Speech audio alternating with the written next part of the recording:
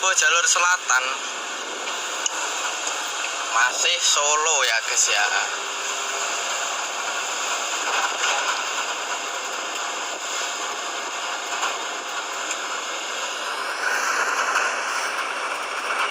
Oke, nice.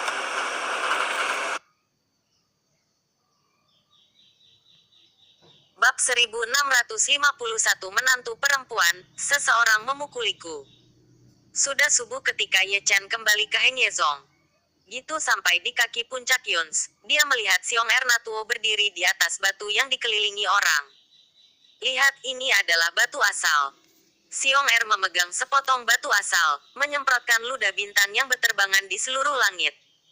Uang dari surga dan segudang domain masih lebih indah, dan lebih berharga daripada Lingxi. Para murid di bawah melihatnya dengan mata berbinar. Tunggu sebentar. Saat Siong Er berkata, dia melompat dari batu asal, memutar tubuh gemuknya, dan berlari menuju Ye Chen. Ye Chen, yang hendak naik ke puncak Yuns, diseret di tempat. Setelah menyelesaikan pekerjaannya, Siong Er mendorong Ye Chen ke tanah dan memukulinya, membuat mata semua murid menjadi lurus. Aku akan pergi ke nenekmu, kamu sangat sakit. Ye Chen mengutuk, tidak tahu mengapa Siong Er memukulinya. Jarang melihat bahwa kamu lebih lemah dariku, jadi aku harus memukulmu. Siong Er mengendarai tubuh Ye Chen dan memberinya pukulan. Singkatnya, Ye Chen, yang hampir muntah darah, pantas dipukuli jika aku lemah. Apa-apaan ini? Gambar itu melanggar hukum untuk sementara waktu, dan semua murid yang melihatnya tercengang. Siapa Ye Chen? Pada saat ini, didorong ke tanah oleh Tuo dan dipukuli dengan kejam, pemandangan ini, hanya dengan melihatnya, sangat segar. Menantu perempuan, seseorang memukuliku. Ye Chen tidak bisa melakukannya, dan mulai meminta bantuan, suaranya yang dominan bocor. Belum lagi, suara ini benar-benar berfungsi, dan setiap orang yang turun dari puncak Yuns memiliki wajah yang tiada taraf. Tak perlu dikatakan, wanita-wanita ini adalah orang kepercayaan Ye Chen, bukan hanya satu, tapi lebih dari selusin. Kamu pria gendut. Melihat pemandangan ini, semua gadis menyingsingkan lengan baju mereka dan mengepung Siong Er di tempat. Jeritan segera terdengar, dan gambar itu agak tak tertahankan untuk dilihat. Menantu perempuan, seseorang memukulku. Siong Er juga melolong. Kamu pantas mendapatkannya, kata Tang Ruxuan. Ayo, aku akan datang. Ye Chen masuk ke kerumunan. Tidak mudah bagi benjolan untuk keluar, jadi dia diseret ke kerumunan lagi. Dan tanpa mengucapkan sepatah kata pun, itu adalah pukulan bagus lainnya. Semua gadis tidak menggunakan tangan mereka dengan ringan atau enteng. Mereka menendang langsung dengan kaki mereka, jenis tendangan yang mengenai orang cacat dan membunuh mereka. Jeritan menghilang tanpa tahu kapan, Ye Chen meluruskan kerahnya, dan sebuah gambar terukir di wajahnya. Kata keren yang besar, kakak ipar, kamu di rumah. Semua gadis memutar mata mereka, dan kalimat, menantu perempuan, sebelumnya sangat menyanjung. Maaf, Ye Chen terkekeh. Hati nurani langit dan bumi, saya dibuat cemas sebelumnya. Jadi saya membuat kalimat seperti itu dengan linglung, orang baik, saya mendapat banyak suara. Ayo pergi. Gadis-gadis itu terkikik, dan berjalan mendaki gunung dengan Ye Chen di lengan mereka, semuanya berjalan dengan anggun dengan senyum seperti bunga.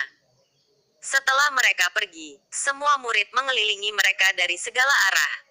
Benjolan Siong Er, tanpa penampakan manusia, benar-benar telah menjadi gumpalan, dikatakan sebagai manusia, tapi menempel di tanah seperti daging cincang.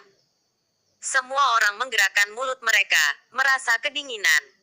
Fakta telah membuktikan bahwa lebih baik tidak main-main dengan Tuan Ye Chen. Tidak apa-apa untuk main-main dengannya, tapi jangan main-main dengan geng istrinya. Kelas bijak King Yishui R, meskipun semuanya tampan, juga sangat kuat dan kejam. Di puncak Yuns, ada tawa dan tawa, dan semua gadis masih cekikikan mendengar suara menantu mereka, seolah makan madu, itu sangat manis. Adapun Ye Chen, dia sudah mencari pohon besar, dan mengeluarkan buku tanpa kata, dan orang yang membenamkan kepalanya saat membacanya disebut serius. Jika Xie Yun dan yang lainnya meninggalkannya di sini, mereka pasti akan berkumpul di sekelilingnya dan mengkritiknya. Banyak sekali menantu cantik yang tidak bermain, tapi membaca ayam, Basu. Jangan gunakan untukku, buang masa mudamu, buang hidupmu. Ye Chen terpesona dengan membacanya, meskipun tidak ada kata-kata dalam buku itu membuatnya tertarik. Membaca juga merupakan pencerahan, jalan dari segala sesuatu. Bukan tanpa alasan Jining Suang menjadi kutu buku. Buku surgawi tanpa kata memang memiliki tempat misteriusnya, dan selalu ada semacam daoyun misterius yang berkeliaran di buku itu. Tataplah baik-baik, ada kata-kata di buku itu, dan setiap kata adalah Tao. Dia duduk sepanjang hari sampai malam tiba. Gadis-gadis itu datang beberapa kali, dan mereka semua terkejut ketika melihat halaman tanpa kata-kata buku ini sangat aneh. Mengetahui bahwa Ye Chen sedang belajar dan mencerahkan, tidak ada yang akan mengganggunya. Dia, sekelompok wanita cantik masuk akal, dan mereka masing-masing menemukan tempat untuk berlatih meditasi. Pemandangan Yun Feng sangat indah. Sudah larut malam sebelum dia meletakkan buku itu, sedikit mengernyit. Bukan karena saya lelah membaca, tapi api peri di lautan pil bergetar hebat, semacam getaran yang disebut kemarahan. Ye Chen dapat dengan jelas menangkap emosi Xian Huo, dan segera menyipitkan matanya, melihat sekeliling. Dia selalu merasa seseorang sedang menatapnya. Namun, dia tidak melihat adanya kelainan, dan tidak ada perbedaan di tempat mata peri bersentuhan, yang agak aneh. Xian Huo terdiam, tergantung di lautan pil, tidak bergerak. Baru saat itulah Ye Chen menutup matanya dan membenamkan kepalanya di buku itu lagi. Tidak ada yang bisa dikatakan sepanjang malam, dan dalam sekejap mata, matahari bersinar terang. Murid yang rajin dari Sekte Hengyu sudah duduk bersila di atas batu. Sumber asli Great Chu telah dihidupkan kembali, diserap dari surga, tidak lagi ditekan, dan keseluruhan ranah Hengyezong membaik. Di puncak Yuns, Ye Chen, yang terkubur dalam bukunya, akhirnya mengangkat kepalanya. Gitu dia masuk, dia melihat semua gadis mengelilinginya dengan rapi, semua menatapnya dengan ekspresi aneh. Bagaimana situasinya? Ye Chen tertegun, dengan ekspresi bingung di wajahnya. Mengapa rambutmu beruban? Semua gadis berkata satu demi satu. Apakah itu putih? Ye Chen mengeluarkan cermin, hanya untuk melihat dirinya di cermin, dengan rambut hitam panjang, seputih salju. Melihatnya, diri di cermin berangsur-angsur menjadi ilusi hingga menjadi tidak terlihat dan tidak bisa lagi memantulkannya. Dia mengerutkan kening lagi, wajahnya tidak terlihat di cermin, dan dia tidak tahu mengapa, Zhou Tian jelas terhapus. Aku telah melihat Raja Rakyat. Ketika dia sedang berpikir, suara salam dari semua wanita membuatnya tanpa sadar melihat ke satu sisi. Raja manusia datang, dengan tangan di tangannya, berjalan seperti pencuri, sangat celaka, tidak seperti Raja manusia. Aku pernah melihatmu, senior. Ye Chen juga bangkit dan membungkukkan tangannya. Tidak menarik untuk melihat ke cermin lebih sedikit di masa depan. Ren Wang melangkah maju, meraih cermin di tangan Ye Chen, dan membuangnya tanpa bekas. Senior, mengapa saya tidak bisa tercermin di cermin? Berlari ke paviliun jadi spirit, kali ini dilakukan dengan penuh semangat dan tegas. Gadis-gadis itu bingung dan mengikuti, tapi mereka terhalang dari pintu. Di dalam ruangan, Ye Chen berdiri di sana, tapi Raja Ren menyentuh dagunya dan mengitarinya, bergumam. Senior, katakan padaku apa yang harus kamu katakan. Ye Chen terbatuk datar. Pernahkah kamu melihatnya sebelumnya? Ren Wang mengeluarkan sebuah gulungan dari tangannya, membentangkannya, dan meletakkannya di depan Ye Chen. Gulungan gambar itu dinamis, menunjukkan dunia berwarna darah, atau bisa dikatakan sebagai medan perang kuno. Dengan banyak senjata rusak dimasukkan secara miring, mayat berserakan di lapangan, dan darah mengalir ke sungai. Selain itu, ada punggung, setinggi gunung, mengenakan baju besi, memegang pedang patah, berjalan terhuyung-huyung, memantulkan cahaya miring hari kiamat, bergerak maju dengan susah payah. Ye Chen menyipitkan matanya sejenak, dan merasa akrab, seolah-olah dia pernah melihatnya di suatu tempat sebelumnya, Di mana Anda mendapatkan gulungan gambar ini, senior? Katakanlah, apakah Anda pernah melihatnya sebelumnya? Sepertinya saya pernah melihat itu, tapi sepertinya aku belum pernah melihatnya sebelumnya, kata Ye Chen. Jika kamu telah melihatnya, kamu telah melihatnya. Jika kamu belum melihatnya, kamu belum melihatnya. Aku belum melihatnya. Ye Chen menggelengkan kepalanya. Langit dan segudang domain sangat luas dan kacau. Ada terlalu banyak medan perang. Itu benar. Raja manusia mengangkat tangannya, menyapu wajah Ye Chen, dan mengambil sumber Xian Lunyan. Pinjamkan aku untuk menggunakannya. Kehilangan itu untukku. Ye Chen tertawa datar. Itu bukan matamu. Raja manusia meringkuk bibirnya dan menatap perut bagian bawah Ye Chen. Xianyan, ikut aku. Xian Huo mematuhi panggilan itu, dan terbang keluar seperti sinar cahaya peri. Ye Chen segera ingin memarahinya. Bagian depan adalah mata peri, dan bagian belakang adalah api peri. Kamu datang jauh-jauh ke sini untuk merebut bayiku. Tidak apa-apa untuk membaca lebih lanjut. Ren Wang menepuk pundak Ye Chen, dan berjalan keluar dengan tangan di tangannya, dengan postur yang sangat dingin. Aku punya sesuatu untuk ditanyakan. Ye Chen mengejarnya, tapi pria Wang itu sudah menghilang dalam sekejap mata. Tunggu dengan ketenangan pikiran. Segera akan ada kejutan. Mungkin itu akan menjadi ajalmu. Raja segala raja menghilang, dan hanya suara berkabut yang turun ke 9 langit. Bab 1652 memanggil kakek. Kejutan. Dum. Gumam Ye Chen. Tidak tahu dari mana datangnya apa yang disebut kejutan dan malapetaka di mulut raja. Kejutan. Dum. Semua gadis bergumam pelan, penuh kekhawatiran, mengharapkan kejutan, bukan malapetaka. Ayo, teruskan. Ketika orang banyak bergumam, ada keributan, semuanya menggertak. Ye Chen mengumpulkan pikirannya dan melihat ke arah pintu masuk puncak Yuns. Itu adalah sekelompok orang, dipimpin oleh 9 tubuh Taonya. Setelah 9 tubuh Tao, ada pria dan wanita, tua dan muda, jumlahnya ribuan, dan ada banyak kebisingan. Ye Chen tampak tercengang, dan sudut mulutnya berkedut.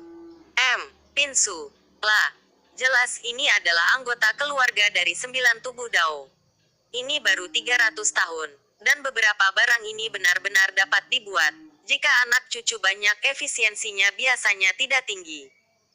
Selain itu, menantu perempuan Jiu Zun Taois yang cantik pada dasarnya semuanya memiliki perut bagian bawah yang bengkak, dan mereka dapat mengetahui bahwa mereka hamil secara sekilas. Benar-benar berdedikasi. Ye Chen memiliki ekspresi yang berarti di wajahnya. Pergi, panggil kakek. Jiu Zun Taois mendorong sekelompok anak ke depan. Semuanya berusia sekitar 2 atau 3 tahun, merah muda dan berdaging, sangat imut. Aku sudah bertemu kakek. Sekelompok anak berbaring di tanah dan bersujud kepada Ye Chen. Suara mereka kekanak-kanakan dan kekanak-kanakan. Kata kakek, membuat Ye Chen sedikit bingung sesaat. Sebelum dia menjadi seorang ayah, ibunya menjadi seorang kakek. Dalam senioritas ini, saya melewatkan satu level secara langsung, jadi Nima sangat senang. Aku bertemu nenek. Sekelompok pria kecil bersujud lagi. Kali ini yang berlutut adalah Xian, Lin Sihua, Sang Guan Yu, Liu Ruyan, Biu, Haatian Siu dan yang lainnya. Hehehe. Gadis-gadis itu tertegun selama 1 atau 2 detik, pipinya memerah, dan mereka tertawa canggung. Mengapa kita menjadi tua? Jika Anda tidak memperhatikan, Anda akan menjadi orang setingkat nenek, bahkan sebelum Anda menikah, generasi ini sudah naik 2 tingkat. Kakekku berkata bahwa kamu akan mendapatkan uang keberuntungan ketika kamu berlutut. Sekelompok anak mengangkat wajah mereka dan mata besar mereka berkilat. Ya, ada. Gadis-gadis itu tertawa dan melangkah maju. Ayo, berbaris. Ye Chen juga mengeluarkan tas penyimpanan. Pria kecil ini sangat imut. Semua putrinya sangat keibuan. Mereka saling berpelukan, mengisinya dengan manik-manik roh dan liontin giok satu persatu. Tidak ada yang berkualitas biasa, dan berkata dengan murah hati. Yang paling penting adalah ungkapan, nenek, benar-benar manis, dan mereka semua bahagia. Puncak Yuns kembali semarak, Lebih dari 1.000 orang menyiapkan ratusan meja, tertawa dan suasananya sangat hangat. Ayo, bos, aku akan menghormatimu. 9 Taois mengeluarkan tas mereka dan menumpuknya di depan Ye Chen. Tidak sia-sia menyakitimu. Ye Chen memasukkan bakso ke mulutnya, lalu menggosok tangannya dan mencabik-cabiknya. Namun, ketika dia melihat apa yang ada di dalam tas bola yang baru saja dia telan langsung keluar. Bubuk akasia air murni, harus menimbang 180 kati, dikukus menjadi bapau, dan bisa dimakan dalam waktu lama. Tidak cukup bagi kita untuk memiliki lebih banyak. Kesembilan Taois meremas mata mereka, dan mereka semua memberi isyarat oke, dan mereka semua menunjukkan 2 baris gigi seputih salju. Aku sangat bahagia. Wajah Ye Chen menjadi gelap, garis-garis hitam mengalir deras di dahinya, dan dia tiba-tiba merasakan desakan untuk buang air kecil. Oh, ini sangat hidup. Seseorang muncul dari bawah gunung. Para pemimpinnya adalah Chen Rongyun, Li Zhang, Ha Tianxiu, Ha Tianxue, Wei Wenzuo dan Dongfang Yuyan. Di belakang beberapa orang, ada juga sekelompok orang, baik tua maupun muda. Lihat itu pamanmu, pergi dan bersujudlah. Chen Rongyun dan Li Zhang menendang putra mereka yang berharga ke depan, bahkan cucu mereka. Ye Chen tidak bisa menahan diri untuk menggaruk kepalanya, merasa aneh saat mendengarnya. Ada potongan bang-bang lagi di tanah, yang cukup nyata. Ayo, pamanmu mengirim uang. Ye Chen mengeluarkan tas penyimpanan lagi, sungguh tidak mudah menjadi penatua. Hal yang sama berlaku untuk semua gadis, tersenyum seperti bunga. Sekelompok lelaki kecil memberi hormat dan membawa mereka, itu disebut manis. Keluarga besar bergabung menjadi satu lagi. Ye Chen dan Chen Rongyun berkumpul, Xiu, Sisue, Dongfang Yuyan dan sekelompok kerabat perempuan berkumpul bersama, dan sekelompok anak berlarian ke seluruh gunung. Aku berkata, jika kalian berdua kembali ke rumah ibumu, kalian berdua tidak akan salah tidur. Ye Chen meletakkan tangannya di tangannya, melirik Xiu dan Sisue, dan kemudian matanya tertuju pada Li Zhang dan Chen Rongyun. Terlalu banyak untuk dikatakan, jadi jangan menyebutkannya. Keduanya menutupi wajah besar mereka dan berbicara dengan sungguh-sungguh. Yuyan akan melahirkan, ayo pilih nama. Nama anak laki-laki itu adalah Wei, dan nama belakang gadis itu adalah Dongfang. Jika kamu ingin mendominasi, kamu akan ketakutan saat mendengarnya. Wei Wenzuo menusuk Ye Chen. Kakak Wei, Dongfang Hong, kedua nama ini cukup untuk menangkap angin. Keluar. Wei Wenzuo memanggil dengan tamparan. Jangan menyebut saudara Wei, tapi aku lupa, kami punya harta untukmu. Chen Rongyun dan Li Zhang mengeluarkan tas penyimpanan. Betapa memalukan, kata Ye Chen di mulutnya, tapi dia sudah mengambilnya dengan sadar. Tapi jika Anda melihatnya secara terpisah, seluruh dewa Acacia sudah berakhir. Wajah Ye Chen menjadi gelap lagi, sehitam minuman bersoda. Dia sangat curiga bahwa ketiga bajingan ini dan 9 pelacur itu baru saja bernegosiasi dan membentuk kelompok untuk menambah masalah baginya. Di puncak gadis Giok, sering ada pengunjung, Xie Yun dan Muan King, Xiong Er dan Tang Ruxuan, Situnan dan Ye Ruxue, Duan Yu dan Yun Meng, Ling Xiao dan Xiao Xiang, Zhou Wao dan Yu Chixun, Hua Yun dan Yao Si, Ling Hao dan King Yun, Li Xinghun dan Zian, Barbar dan Barbar. Mereka semua berpasangan, dan kurang lebih mengikuti junior mereka sendiri di belakang mereka, senioritas Ye Chen. Segera diperbaiki lagi. 3 pelacur Long Yi, Long Wu, dan Xiao Linghua juga datang, semuanya tidak dengan tangan kosong, dan semuanya sangat murah hati. Kemarilah, mari kita taruh semuanya di sini. Banyak orang membawa beban, dan akasia itu berserakan di dalam keranjang. Dengan baik. Pintu masuk di puncak Yuns langsung dipenuhi tumpukan. Sudut mulut Ye Chen berkedut saat dia melihat, bahkan jika bajingan ini makan sekeranjang setiap hari, dia harus memakannya selama lebih dari 10 tahun. Wajah semua gadis semakin memerah sekarang, adat istiadat rakyat Dacu kita telah berubah dari tangguh menjadi terbuka. Www. Pinsu. Lah. Jangan pedulikan detail itu. Situnan, Xie Yun, dan Xiong Er menyeret Ye Chen pergi. Minumlah. Serigala melolong tiba-tiba, bergema di seluruh Hengyu. Setiap orang benar-benar memiliki pemahaman diam-diam dan mengepung Ye Chen dengan erat. Ini seperti adegan memberi makan pengantin pria setelah menikah, yang tanpa mangkuk, yang menuangkan sampai mati, mencoba meminum Ye Chen menjadi idiot. Setelah generasi yang lebih muda, ada generasi yang lebih tua, seperti Wu Ya Taois, Gu Santong, Niu Sisan, Tai Zhenren, Wu Sanpao. Senioritas individu-individu ini umumnya tidak tinggi, dan mereka juga memimpin junior mereka sendiri, berdiri bersama. Generasi Ye Chen langsung diturunkan, dari kakek menjadi cucu, dan cicit. Perlu disebutkan bahwa ketika orang datang berkunjung, mereka tidak datang dengan tangan kosong, mereka semua membawa hadiah, dan mereka sangat murah hati. Melihat dari kejauhan, puncak Yuns penuh dengan orang, dan di kaki gunung, ada keranjang dan keranjang dari semua akasia ibunya yang berserakan. Para tetua langit dan bumi, yang diam-diam melindungi Ye Chen, mau tidak mau saling memandang ketika mereka melihat pemandangan ini, ekspresi mereka sangat indah. Apakah ini aturan puncak Yuns? Apakah Anda harus menyatukan akasia? Saya tidak tahu kapan malam tiba, dan orang-orang yang datang berlari mengaitkan bahu mereka dan terhuyung-huyung menuruni gunung, terus bersendawa. Heng Yezong juga mengatur tempat tinggal sebagai tuan tanah. Kerabat perempuan pergi dengan bayi mereka, tapi sekelompok pelacur mabuk berkumpul di bawah puncak gadis giok dengan semangat tinggi.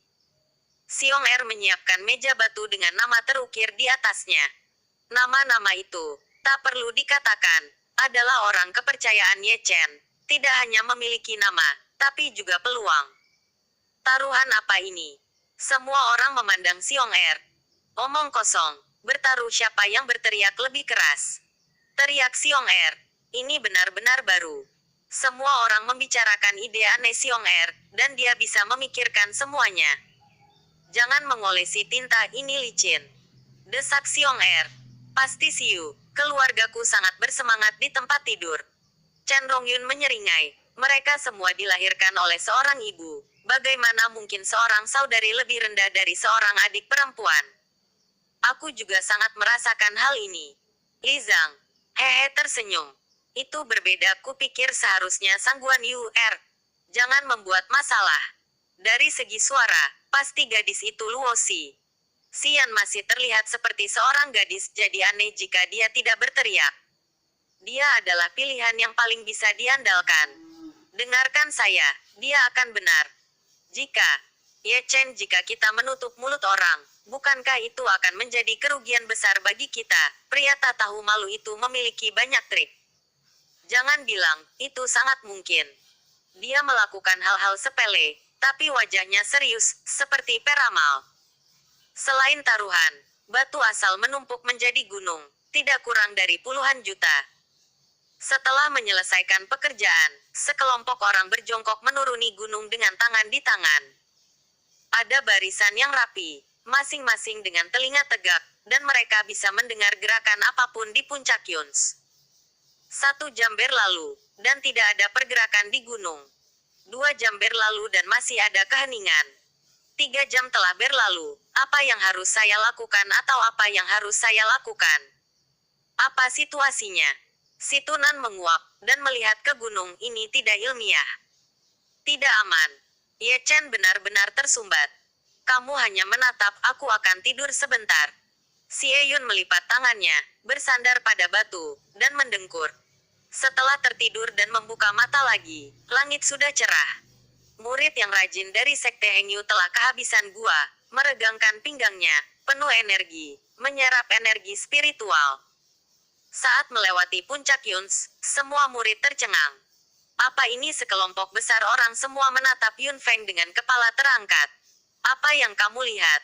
Terlalu banyak murid tanpa sadar mengangkat kepala ingin melihat gitu banyak jongkok, apa yang mereka lihat. Namun, tidak ada yang terjadi, dan orang-orang yang menonton penuh dengan keraguan. Di bawah perhatian semua orang, Ye Chen turun, masih memegang buku tanpa kata di tangannya. Dia membenamkan kepalanya di dalamnya, sangat serius. Aku telah melihat guru suci. Murid Heng Yue buru-buru memberi hormat. Pergilah berlatih. Jangan khawatirkan aku. Ye Chen mengangkat kepalanya dan tersenyum. Ketika dia mengangkat kepalanya, itu mengerikan. Dan apa yang dia lihat adalah wajah menghitam dan sepasang lingkaran hitam di bawah matanya. Apa yang kamu lakukan di sini jika kamu tidak tidur lebih awal di pagi hari? Ye Chen tercengang, dan dapat melihat bahwa sekelompok orang ini tidak tidur sepanjang malam. Tadi malam aku tidur nyenyak. Sekelompok pelacur mengelilinginya. Gerakan mereka sangat konsisten. Mereka semua menyingsingkan lengan baju. Tidak buruk. Ye Chen tidak bisa membantu tapi mundur selangkah. Segera, Ye Chen kewalahan oleh kerumunan. Tiba-tiba berteriak, dan orang yang masih tidur tiba-tiba duduk dengan kaget. Ini memalukan. Pria tua dalam kehampaan itu memandang pria tua itu. Memalukan. Dilao menggosok matanya yang tua, dengan lingkaran merah di bawah matanya, dan benar-benar menunggu sepanjang malam dengan penuh kerinduan. Bab 1653 Klan Engrigan. Ye Chen dipukuli. Dengan jejak kaki di sekujur tubuhnya, itu sangat menyedihkan. Pelacur itu pergi, mengutuk dan mengutuk. Aku benar-benar melihat hantu. Aku menunggu sepanjang malam, tapi aku tidak menunggu apapun. Sebelum pergi, mereka pada dasarnya akan melihat Ye Chen dengan wajah gelap, dan kemudian melihat Xiong Er dengan garis hitam di seluruh wajahnya. Tidak ada yang terjadi di puncak Yuns tadi malam. Semua taruhan kalah, dan semuanya jatuh ke tangan bangkir Xiong Er yang membunuh ribuan pisau. Lebih baik kamu memperlakukanku lebih baik. Xiong Er berjongkok di tanah, menepuk Ye Chen, dan tersenyum tanpa malu.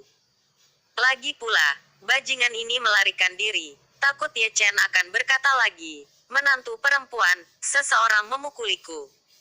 Www, Pinsu, lah. Masih ingat kemarin lusa, wanita cantik itu hampir dipukuli sampai mati olehnya, dan membayangi dirinya, bahkan memikirkannya pun menakutkan. Namun, malam ini tidak sia-sia. Sebagai bangkir taruhan, dia adalah pemenang terbesar, menghasilkan lebih dari 10 juta origin seton. Sekelompok murid membantu Ye Chen, dan mereka benar-benar merasa kasihan pada guru suci mereka, yang dipukuli 2 kali dalam 3 hari. Bodoh, apa kalian semua sangat sakit? Setelah bangun, Ye Chen mengeluarkan suara yang mendominasi, dan untuk beberapa alasan, dia kacau, dan sekelompok pelacur itu kejam. Tidak ada yang menanggapi teriakan Ye Chen, dan para pelacur itu sudah berbaring di tempat tidur nyenyak, sangat lelah. Wajah Ye Chen gelap, dan dia terlatih tati mendaki gunung.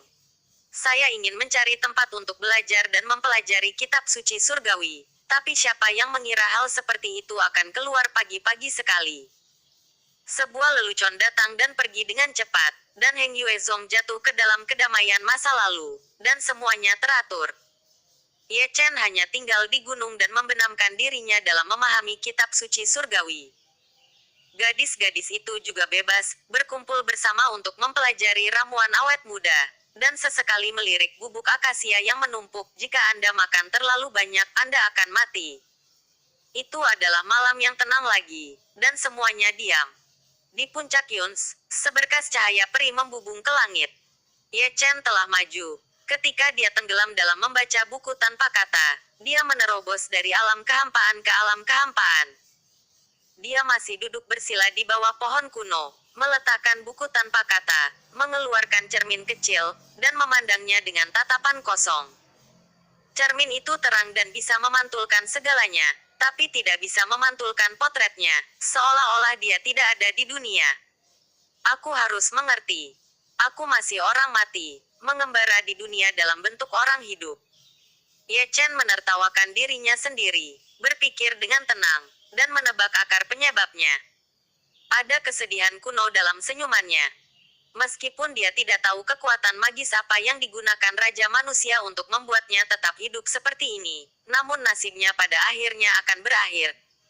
Dia tidak bisa lepas dari malapetaka ini. Debu kemana dia pergi? Dia diam-diam menatap langit berbintang, tapi tidak bisa melihat bintang takdirnya. Di dunia ini, tidak ada jejak dirinya, seperti cermin yang tidak bisa memantulkan wajahnya, semuanya salah. Hidup dan mati. Dia telah lama acuh tak acuh. Kematian tidak mengerikan. Hal yang mengerikan adalah sebelum kematian tidak dapat mencapai semua hal. Sungguh keinginan yang telah lama dihargai. Keadaan pikirannya halus, nirvana dalam hidup dan mati, dan tenang dalam perjuangan, menyentuh jalan lain. Alam Netherworld Realm menerobos lagi, dan tiba-tiba menerobos ke kuasa Heaven Realm, lalu memasuki Heaven Realm. Dengan kecepatan yang gitu tinggi, para tetua langit dan bumi di mata berkabut juga terpana, orang ini pasti sedang nongkrong. Tapi selain terkejut, keduanya tidak bisa menahan nafas. Dalam 3 tahun, tidak peduli level apa yang dia kultivasi, bahkan Kaisar Semu masih tidak dapat melarikan diri dari malapetaka kematian 9 Netherworlds. Dia adalah kaisar paling menakjubkan dari semua dinasti di dinasti Chu besar, tapi dia juga yang paling tragis, digoda oleh takdir.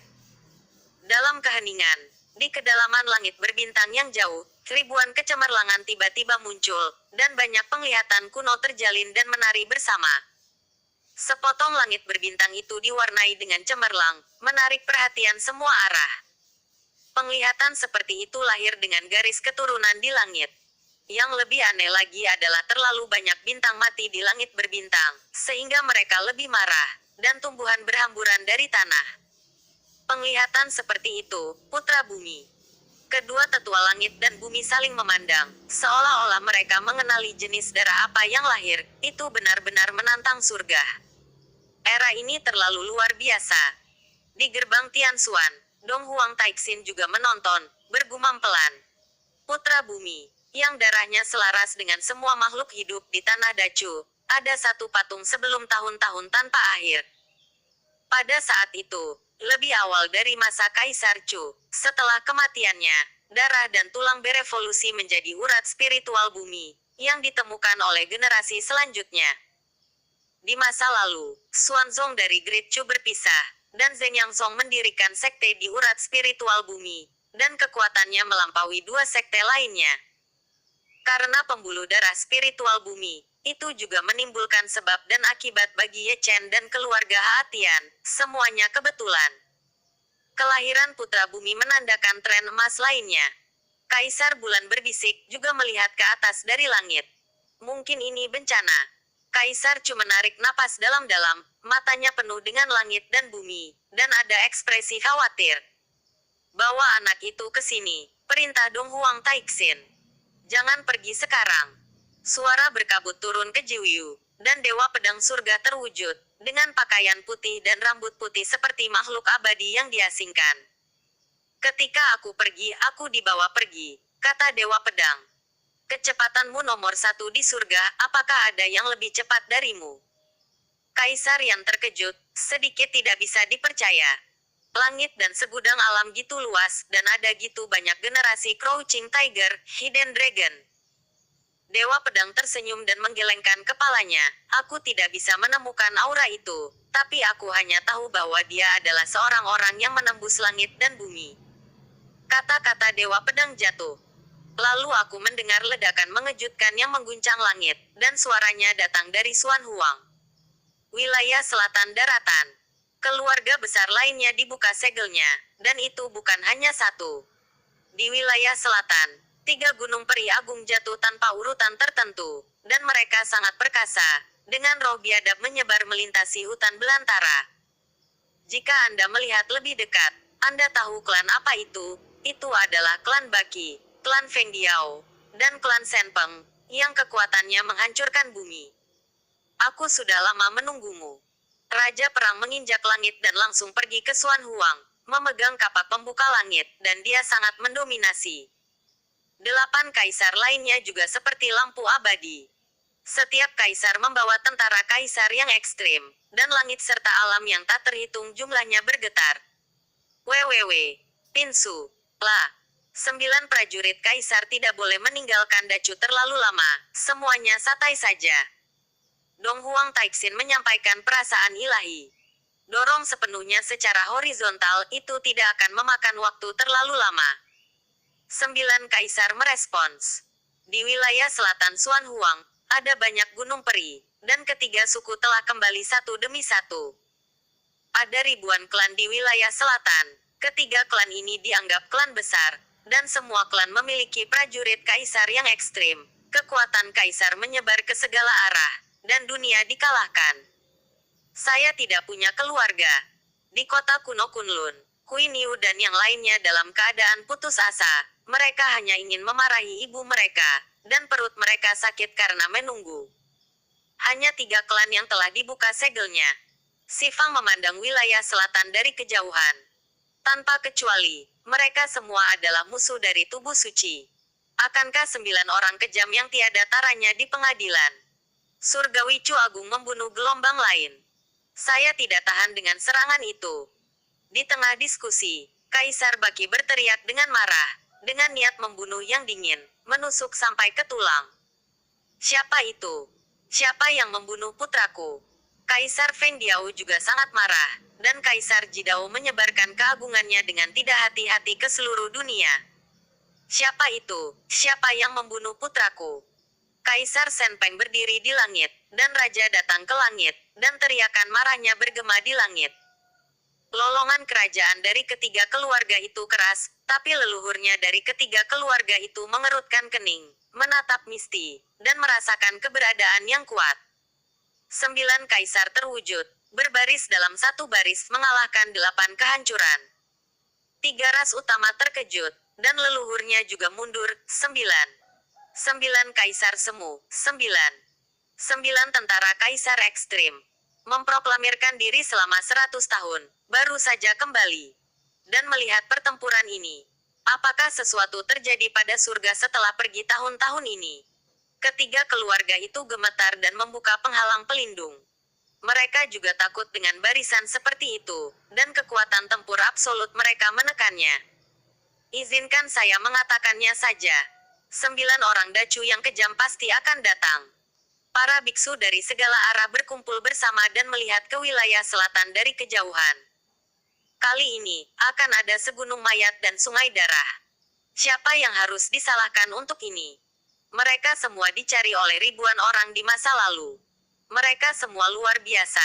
Untuk mengejar tubuh suci, mereka juga memindahkan 9 prajurit kaisar, 9 kaisar, dan seterusnya. Hormati kuasi kaisar, orang-orang kuat yang tak terhitung jumlahnya. Di sana, 9 orang kejam juga harus menimbangnya. Keluarga itu bukan vegetarian. Di bawah perhatian semua orang, 9 kaisar bergerak. 9 orang dalam kelompok 3 dan 3, 1 tim bergegas ke suku Baki, 1 tim bergegas ke suku Senpeng, dan tim lainnya bergegas ke suku Feng Diao. Pertempuran memang besar. Segera, raungan. Suara berdering, dan ketiga klan diserang terlepas dari perintahnya. Meskipun penghalang pelindungnya kuat, sulit untuk menghentikan pengeboman bersama dari 3 tentara kaisar. Nenek moyang dari 3 klan meraung dengan marah, mengambil alih tentara kaisar mereka sendiri. Ye Chen. Pangeran ke-9 Chu Agung mengungkapkan nama ini. Kamu Chen. Nenek moyang dari 3 klan membeku sesaat, mata mereka menjadi menonjol, dan murid mereka menyusut sesuai. Beberapa kata lebih baik daripada penjelasan yang tak terhitung jumlahnya, dan mereka tahu bahwa 9 orang kejam ini datang untuk membalaskan dendam Ye Chen. Tapi mereka terkejut, kaget dengan identitas Ye Chen. Sebenarnya ada 9 kuasi kaisar yang menahan 9 tentara kaisar ekstrim untuk membantunya. Pada saat ini, betapapun bodohnya orang, mereka juga dapat memikirkan betapa buruknya identitas Ye Chen, dan mereka memprovokasi dia lagi. Keberadaan yang luar biasa, perubahan seperti itu, orang-orang lengah. Dia membunuh pangeran klan kita, dan keluhan diselesaikan. Kamu benar-benar ingin mati selamanya. Nenek moyang dari 3 klan berteriak dengan marah. 9 kaisar diam, dan mereka melakukannya dengan lebih ganas. Tidak ada yang berani menunjukkan belas kasihan. Tulang dari 3 klan menjadi gunung, dan darah juga menyatu menjadi sungai. Penindasan mutlak pertempuran kekuatan ini adalah pembantaian sepihak. Jadi bagaimana dengan perlindungan tentara kaisar? Kami juga memiliki tentara kaisar yang ekstrim. Ada 9, 3 lawan 1, bunuh kamu. Langit di wilayah selatan tertutup kabut darah. Dan itu menjadi berdarah. Para penonton ketakutan, yang lebih dari 4 klan sebelumnya. Kehancuran bahkan lebih menakutkan. 9 kaisar menyapu sepanjang jalan, dan tidak ada yang bisa menghentikannya. Penaklukan. Tanpa ketegangan, tidak ada hasil ketegangan. Semua 3 klan dihancurkan. Tidak peduli apakah itu leluhurnya atau muridnya, tidak ada yang selamat, dan menjadi jiwa yang mati di bawah prestise kaisar. Pada saat kematian, orang-orang dari 3 ras mengutuk. Siapa yang kamu tegur? Karena dia memarahi pangerannya sendiri. Jika mereka tidak memprovokasi Ye Chen, seluruh keluarga tidak akan terlibat. Warisan cara kaisar. Tahun tanpa akhir, satu gerakan musnah. Sebagai keturunan kaisar, wajah apa yang dia miliki untuk bertemu leluhurnya, dan wajah apa yang dia miliki untuk melihat leluhurnya klan. 3 klan dihancurkan. Tidak ada yang melarikan diri, hanya tentara kaisar dari 3 klan yang melarikan diri jauh. 9 kaisar tidak dapat menghentikannya, dan tidak mungkin menghentikannya. Pertarungan yang menghancurkan dunia, ayo cepat, ayo lebih cepat lagi. Dari awal perang hingga penghancuran ketiga klan, butuh waktu kurang dari setengah jam. Kecepatan ini membuat Xuan Huang gemetar ketakutan.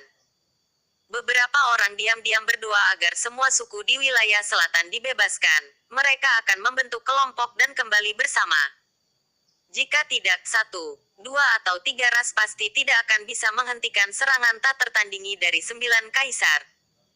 Ke-9 orang itu terlalu kejam, dan mereka semua membawa tentara kaisar yang ekstrim.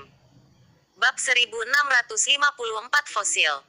Di puncak gadis giok, Ye Chen berdiri di puncak melihat ke atas dengan tenang. Meskipun Dacu jauh dari Xuan Huang, dia masih bisa menangkap fluktuasi yang mengejutkan, dan pasti ada beberapa perubahan. Benua Xuan Huang, tanah suci para biksu, telah mewarisi terlalu banyak warisan kuno. Sejak zaman kuno telah menjadi tempat yang benar dan salah.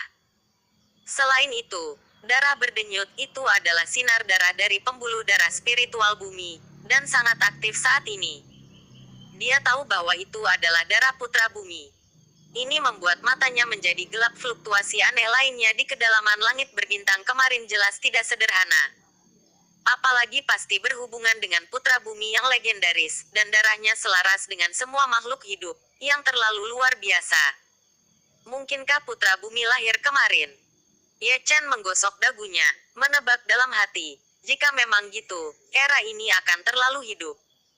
Terdengar suara menggertak, dan Siong Ernatuo memanjat naik gunung. Kansul, Kong. 3 klan apa? Ye Chen menatap Siong Er dengan curiga. 9 pemimpin Chu besar kita telah pergi ke Xuan Huang lagi. Membawa 9 tentara kaisar, suku Baki, Sen Peng, dan Feng Diao baru saja dibuka segelnya, dan mereka telah diberi pekerjaan yang baik. Meskipun saya tidak menonton itu, saya dapat membayangkan bahwa pemandangannya pasti luar biasa. Dalam hal kekuatan, itu harus menjadi 9 kaisar keluarga kami. Kami Dacu tidak mudah diintimidasi. Kata bocah laki-laki Siong Er, berbaring di tanah dengan gumpalan, mengeluarkan labu anggur, dan menuangkannya ke orang mati. Tidak heran ada gerakan sebesar itu. Ye Chen bergumam pada dirinya sendiri, matanya berkedip-kedip karena khawatir. Kesempatan Great Chu ditutupi oleh 9 tentara kaisar. Tentara kaisar telah pergi untuk waktu yang lama, dan kemungkinan besar iblis surgawi akan menemukan lokasi yang tepat. 9 kaisar mengambil beberapa risiko kali ini. Jika iblis surgawi benar-benar memanfaatkan celah, itu akan lebih dari sekadar malapetaka. Dia tidak ingin mengalami bencana 300 tahun yang lalu lagi. Menyaksikan sanak saudara dan teman lama berjatuhan satu persatu, rasa sakit itu masih segar dalam ingatanku, menusuk hati. Ayo, katakan padaku, apakah kamu benar-benar ingin melakukannya atau tidak? Siong Er menusuk Ye Chen, tersenyum tanpa malu. Apakah kamu ingin melakukannya?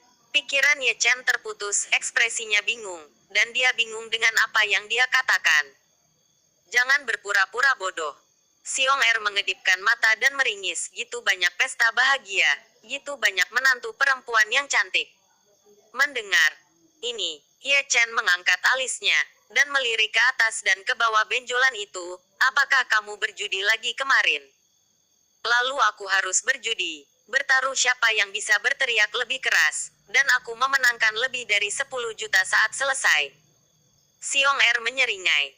Aku akan mengatakannya. Aku tidak akan dipukuli tanpa alasan. Lain kali ini terjadi. Beritahu aku sebelumnya, kita berdua. Menantu perempuan, seseorang memukuliku lagi dan merampok uangku. Sebelum Xiong bisa menyelesaikan kalimatnya, Ye Chen melolong. Sialan! Teriak Xiong Er, menoleh dan lari. Menantu perempuan Ye Chen tidak terlalu spontan. Namun, dia berlari agak terlalu lambat. Gadis-gadis itu sudah tiba, dan masing-masing dari mereka menyingsingkan lengan baju mereka. Kamu lagi. Aku tidak memukulnya, aku tidak mencuri uangnya. Xiong Er hampir menangis ketakutan, dan terus mundur. Tidak masalah apakah kamu memukul atau tidak. Semua gadis bergegas maju. Xiong Er berlutut dan tercengang oleh tamparan itu. Seluruh karakter besar, Ban-Ban, tertahan di tanah, dan dia langsung pingsan. Melihat ini, Ye Chen berlari, memasukkan tangannya ke selangkangan Xiong Er, dan mengambil tas penyimpanan dari dalam. Sudut mulut gadis-gadis itu ditarik saat mereka menonton. Tas penyimpanan ini disembunyikan dengan sangat baik. Ye Chen sangat tidak bermoral. Dia mengambil tas penyimpanan pribadi, dan bahkan menggeledah harta Xiong Er. Setelah menyelesaikan seluruh proses, dia membuang gumpalan itu dari puncak Yuns. Dengan kultivasi tingkat sucinya, dia pasti tidak akan bisa jatuh sampai mati. Setelah merobek tas penyimpanan Xiong Er, Ye Chen tidak bisa membantu tapi mendecakkan lidahnya. Ini hanyalah sebuah harta karun. Inspeksi visual, ketika saya berada di pengadilan surgawi Xuan Huang, orang ini tidak kalah rakusnya. Ye Chen berjongkok di tanah, mengambil harta, sambil bergumam, tidak banyak harta pada umumnya. Dia mengenal Xiong Er terlalu baik, dan dia suka memasukkan barang-barang ke selangkangannya ketika dia tidak melakukan apa-apa. Tas penyimpanan ini cukup besar. Sebelumnya di Xuan Huang, Xiong Er diberi kekuatan untuk mengelola bisnis dan dia menerima aliran batu asal setiap hari. Tidak heran dia tidak serakah, tapi hari ini dia mengambil alih. Senang sekali memiliki beberapa wanita cantik yang tangguh. Ye Chen terkekeh, menyelamatkan dirinya dari pukulan sesekali. Menantu perempuan tidak dipanggil untuk apa-apa. Xian berlari, memeluk leher Ye Chen dari belakang, menekan dadanya ke punggung Ye Chen, dan berkata dengan senyum lembut, apakah itu lembut? Tidak apa-apa. Ye Chen masih mencari harta karun di fanatik uang. Aku akan tidur denganmu malam ini, yang tidak memakai pakaian. Dengan tubuh kecilmu, aku takut membunuh seseorang. Ye Chen memegang manik roh dan melihatnya di bawah sinar matahari. Singkatnya, semua gadis terhibur. Xian terlihat seperti seorang gadis, memang. Itu benar-benar tidak cocok untuk hal semacam itu. Suara bisikan. Xian tidak menganggapnya serius, itu bisa lebih besar. Yo, apakah mereka semua ada di sana? Tawa lelaki tua itu tiba-tiba terdengar, dan seorang lelaki tua mendarat di puncak gunung, yang merupakan tebing. Aku sudah bertemu senior. Gadis-gadis itu masih tahu bagaimana bersikap sopan. Buru-buru memberi hormat. Ini adalah orang dari Tianxuanmen. Tidak terlalu banyak etiket. Fuya melambaikan tangannya dengan santai, dengan sepasang mata tua, tapi dia melihat sekeliling ke puncak Yuns, dan dia bisa melihat tumpukan keranjang bubuk akasia. Berapa lama waktu yang dibutuhkan untuk makan? Fuya bergumam, akasia dacu sudah habis, aku mungkin akan meninggalkannya di sini. Setelah selesai berbicara, dia mengelus dagunya dan mengarahkan ke tas penyimpanan di tangan Ye Chen. Di sana gitu banyak harta, dan masih banyak batu sumber. Ye Chen dengan cepat menyimpannya, dan memasukkannya ke dalam pelukannya, takut Fuya akan diculik olehnya, dan dia belum menghangatkannya. Aku tidak merampokmu. Fuya memberi Ye Chen tatapan kosong. Senior datang jauh-jauh ke sini, dia pasti punya sesuatu untuk dibicarakan dengan junior. Ye Chen terbatuk dan tertawa. Tentu saja ada yang harus dilakukan. Fuya tersenyum. Tianxuanmen telah membuka dunia rahasia, dan ingin memilih orang untuk berlatih. Tampaknya banyak orang. Dari Hengyu saya telah dipilih. Mereka semua adalah dalam daftar. Fuya menatap gadis-gadis itu. Www. Vote. La. No Ye Chen. Gadis-gadis itu bertanya ragu-ragu. Sang Dewi punya pengaturan lain. Fuya membelai janggutnya. Kalau gitu kita tidak akan pergi. Semua gadis berkata satu demi satu, karena ini adalah dunia rahasia. Gitu mereka masuk, Tuhan tahu kapan mereka akan keluar. Yang ingin mereka lakukan lebih banyak adalah terus menemani Ye Chen. Inilah yang dimaksud dengan 9 kaisar. Fuya sedikit tersenyum. Pergi, tentu saja. Ye Chen tersenyum dan setuju atas nama gadis-gadis itu. Alam rahasia Tian Xuanmen jelas merupakan sebuah kesempatan. Kamu bisa pergi, tapi jika kamu keluar dari alam rahasia, kamu akan menikah dengan kami. Mata gadis-gadis itu penuh kelembutan menatap Ye Chen. Oke. Ye Chen tersenyum dan menjawab dengan sederhana. Kamu harus menepati janjimu. Semua gadis tersenyum manis. Itu dia, ayo pergi sekarang. Lelaki tua itu harus pergi ke tempat lain untuk menjemput orang. Fuya melambaikan tangannya, membawa semua gadis ke suatu tempat, berbalik dan pergi, menghilang. Fuya datang dan pergi dengan cepat, membawa semua gadis pergi, dan puncak Yuns yang besar menjadi kosong dalam sekejap. Ye Chen melambaikan tangannya, pasti merupakan keberuntungan bagi semua gadis untuk pergi, dan ketika mereka kembali, mereka juga akan berubah menjadi nirvana.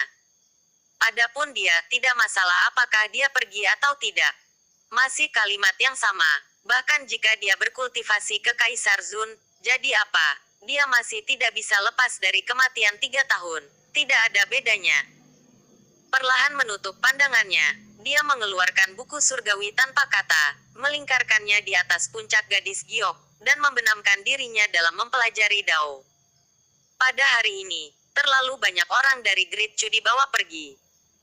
Keturunan kaisar dan 5 raja dari Great Chu semuanya sangat berbakat tanpa kecuali. Langit berangsur-angsur menjadi gelap, hari memudar, dan malam tiba. Di puncak-puncak gadis giok, Ye Chen Wensi tidak tergerak, seperti patung. Dia terpesona olehnya, dan pikirannya juga terlibat dalam kitab surgawi. Dia duduk selama 9 hari, selama itu dia tidak pernah bergerak. Baru pada hari ke-10, ketika dia tenggelam dalam membaca, terjadi perubahan yang aneh. Rambut putihnya yang tergerai berubah menjadi batu dengan kecepatan yang terlihat dengan mata telanjang. Selanjutnya, kepala, lengan, kakinya, dan bahkan kitab suci tanpa kata di tangannya semuanya berubah menjadi batu. Saat ini, dia tidak lagi seperti patung, dia adalah patung, dibuat dengan luar biasa, digambarkan seperti aslinya. Di bawah sinar bulan, patung batu itu masih bersinar, dan untayan cahaya bintang bercampur, menyeduh esensi, dan batu yang tertutup itu menyilaukan. Bagaimana ini bisa terjadi? Para tetua langit dan bumi, yang diam-diam melindunginya, menggosok mata tua mereka, berpikir bahwa mereka salah membaca. Tapi melihatnya lagi, daging dan darah Ye Chen benar-benar berubah menjadi batu, membuat kepalanya terkubur di dalam buku. Terkejut, keduanya turun dari ketiadaan, berputar-putar di sekitar Ye Chen, dan terkadang tidak bisa menahan diri untuk mengetuk 2 kali. Suara dentuman memang batu, yang membuat keduanya semakin terkejut. Dari sudut pandang mereka berdua, mereka tidak bisa melihat petunjuk sedikit pun. Tidak ada nafas roh, dan tidak ada darah yang mengalir.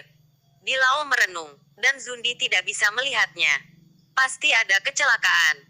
Tian Lao segera melambaikan lengan bajunya, dan mengorbankan tirai air, yang terhubung ke gerbang Tian Xuan. Dewi, dia berubah menjadi batu, kata Tian Lao. Dong Huang Taixin dan Dacu Nine Emperors melirik ke tirai air, mengerutkan kening, dan mata mereka tertuju pada Renwang. Jangan khawatir tentang itu, tonton saja dengan tenang, jawab Renwang. Bahkan tanpa melihat ke tirai air, dia duduk di sana dengan tangan di tangannya. Dong Huang terlalu patah hati untuk melepaskan tirai air, menatap lurus ke arah Raja Rakyat, dan berkata dengan ringan, ada sesuatu yang kamu sembunyikan dariku.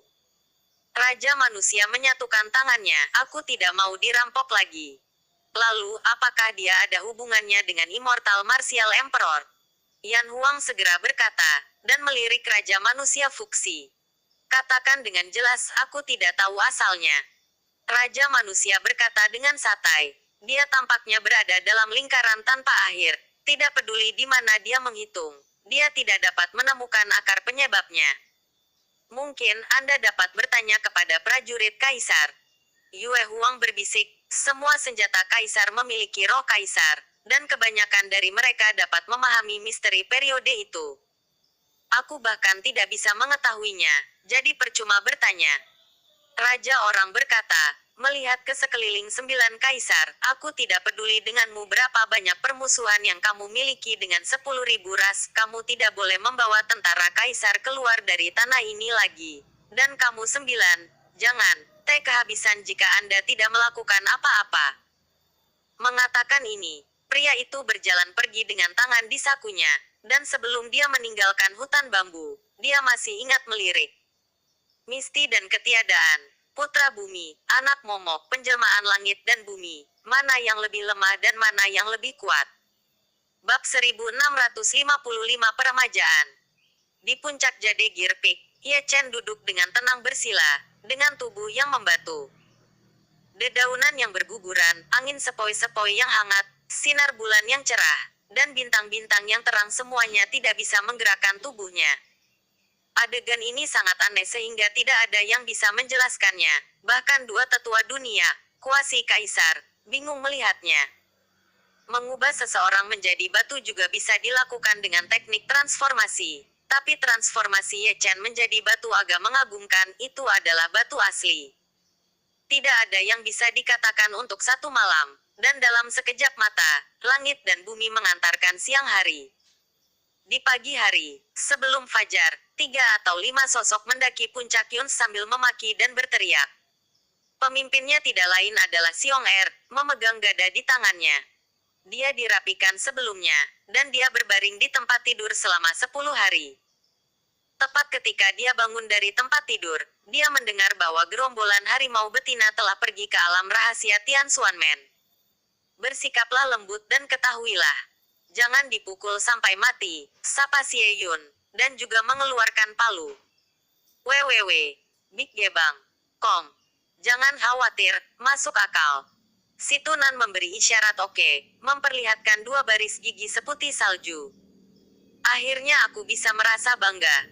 Huo Teng memutar lehernya, membawa batang besi tebal di pundaknya. Mereka berempat mengaitkan bahu mereka dan mendaki gunung. Mereka mencari-cari tapi tidak dapat menemukannya. Kemudian mereka mengarahkan mata mereka ke puncak gunung dan bergegas naik selangkah demi selangkah. Dari kejauhan, dia melihat patung batu Ye Chen berjongkok di sana. Bagaimana situasinya? Mereka berempat berkumpul, berputar-putar di sekitar Ye Chen sambil melihat ke atas dan ke bawah ke arah Ye Chen. Itu dia, tidak, jangan membodohi kami dengan seluruh batu. Huo Teng mengulurkan tangannya, dan menjentikkan dahi Ye Chen. Bom itu tidak masalah, ada bunyi klik, dan retakan muncul di dahi Ye Chen, dan kemudian menyebar ke seluruh tubuhnya tanpa batas. Kulit kerikil mulai rontok, satu lapis demi satu demi satu, dan batu asli jatuh ke tanah. Saat kulit batunya terlepas, seorang anak laki-laki muncul, berusia sekitar 2 atau 3 tahun, dengan bokong telanjang, merah muda dan berdaging. Mereka berempat menundukkan kepala pada saat yang sama, dan menatap si kecil dengan bingung. Si kecil juga mengangkat kepalanya dan menatap mereka berempat dengan bingung. Adegan itu sangat sunyi. Ini, apa ini? Batu. Muncul dari celah batu. Para tetua langit dan bumi juga tercengang, mata mereka menatap lurus. Kamu Chen. Xiong Er, Si Tunan, Xie Yun, dan Huo Teng semuanya berjongkok, menatap ragu-ragu pada bayi yang bertelanjang pantat, dan dengan ragu memanggil namanya. Ada apa, ketika aku bangun, aku menjadi seperti ini. Orang yang paling bingung adalah Ye Chen, yang berputar di tempat bersiul. Ini benar-benar kamu. Xiong Er mengulurkan tangannya dan mengangkat Ye Chen, peremajaan legendaris. Nenekmu, mengecewakanku. Ye Chen mengutuk. Bajingan kecil ini, sungguh manis Nima. Si Eyun mengambil pria kecil itu dengan jarinya, dan kemudian menjentikannya. Wow, masam. Mata Ye Chen penuh dengan air mata di tempat.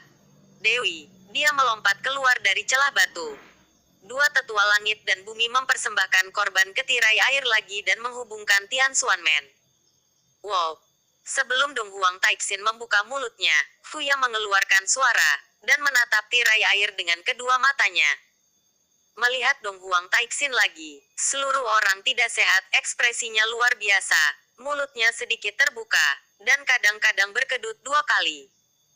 Ekspresi Great Chunain Emperors mungkin tidak gitu normal, dan keadaan pikiran kuasi kaisar juga terkesan dengan penampilan Ye Chen. Apakah itu dia? Apakah Ye Chen yang pernah membantai kaisar? Lihat itu kontol kecil. Raja manusia melipat tangannya, dan tidak lupa untuk tersenyum cabul pada Kaisar Bulan. Kaisar Bulan memiringkan kepalanya, matanya yang indah berbinar, apa yang perlu kamu katakan? Apakah ini kejutan yang kamu sebutkan? Zhan Wang melirik Ren Wang, dengan garis-garis hitam berlarian di dahinya, selalu ingin memukul seseorang. Manusia Wang memegang tangannya dan menggelengkan kepalanya. Kenapa dia seperti ini? Tai Wang mengerutkan kening. Dia lahir di nirvana oleh fosil kehidupan, dan sisa masa hidupnya dapat dihitung dalam hitungan hari. Human King hanya bisa mengangkat bahu. Apakah ini kejutan? Fuya menggaruk kepalanya. Aku juga tidak bilang itu kejutan. Ren Wang merentangkan tangannya. Lalu apa yang kamu maksud dengan apa yang disebut kejutan di mulutmu?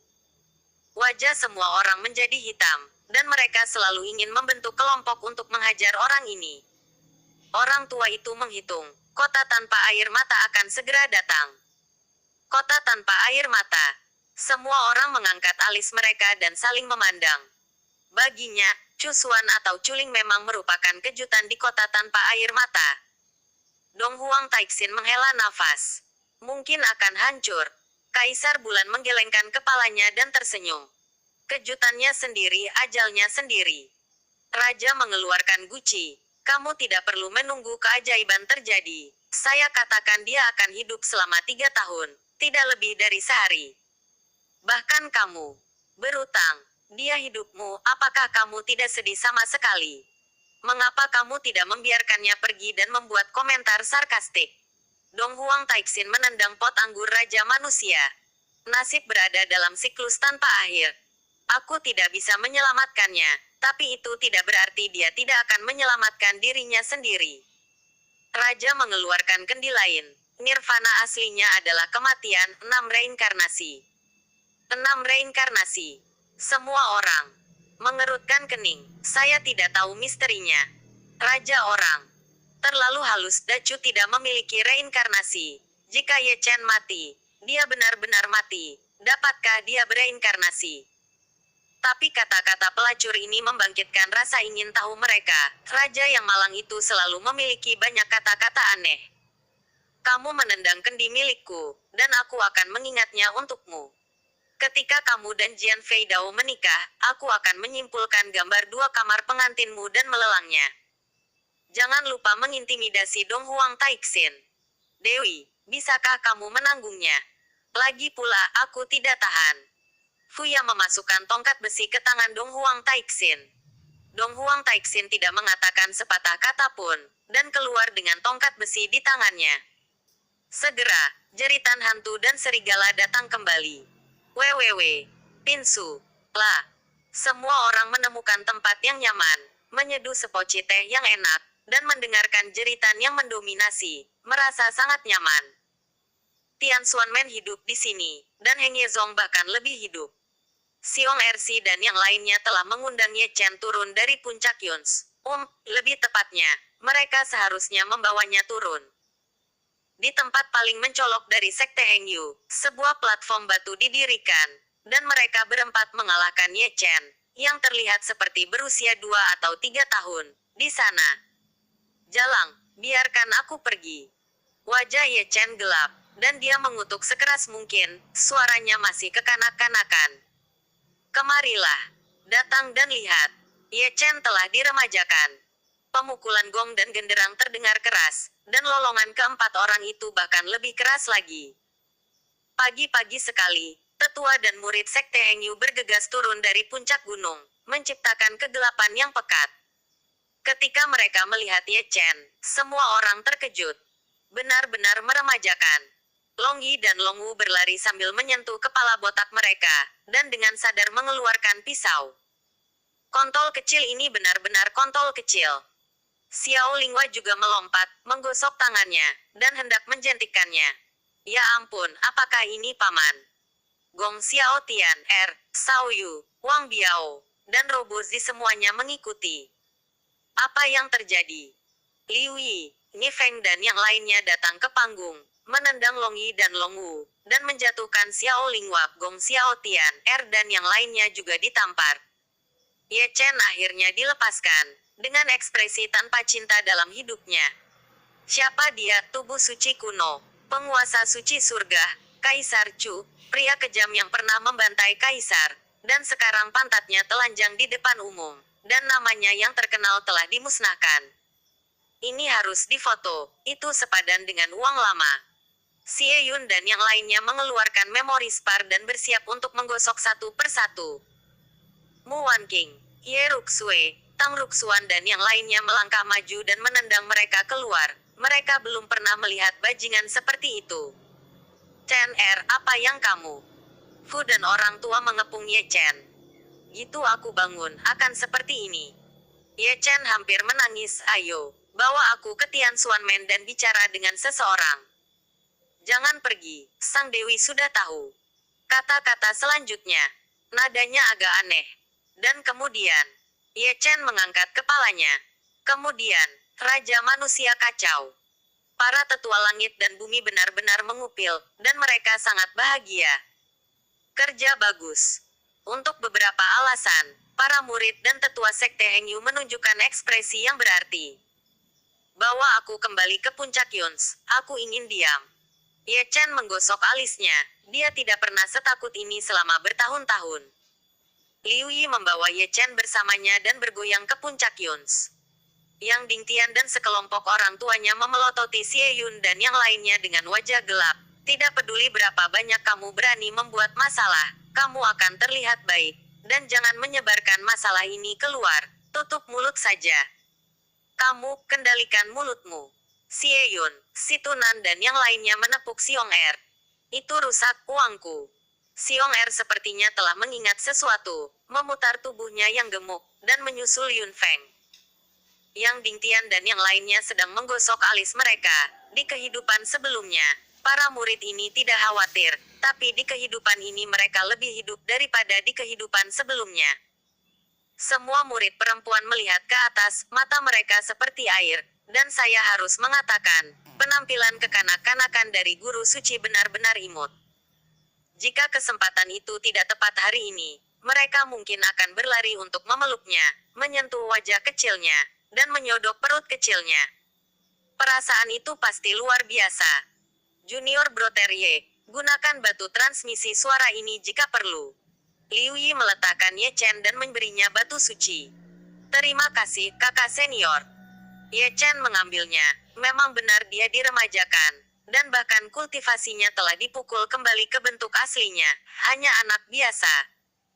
Memikirkannya, dia benar-benar mengalami nasib yang sangat buruk. Dia pernah tua dan hampir memiliki kerangka yang tersisa.